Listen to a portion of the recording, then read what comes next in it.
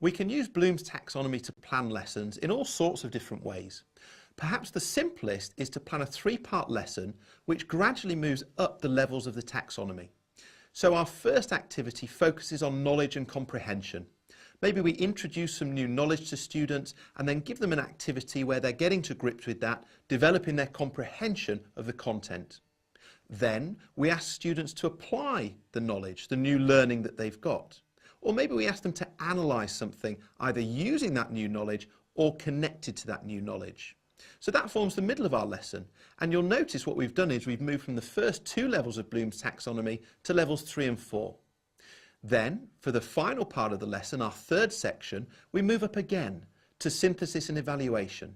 It could be that we include both aspects in this part of the lesson or just focus on one. So maybe we ask students to create something using all this mastery of the content that they've developed through the first 2/3 of the lesson. Or maybe we ask them to evaluate or assess something connected to the content. But what you notice here is that we're stepping up 1, 2, 3 stages through the course of the lesson, moving students up Bloom's taxonomy as they go.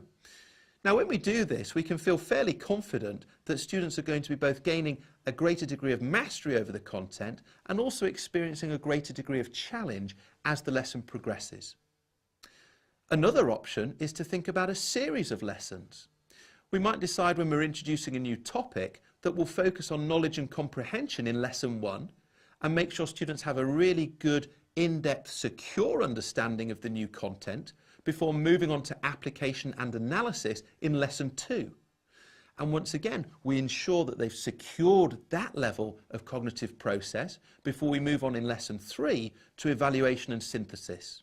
So the same principle, we're progressing up Bloom's taxonomy, but in this example, we do it over the course of 3 lessons, or maybe more lessons than that, rather than put it all into a single lesson.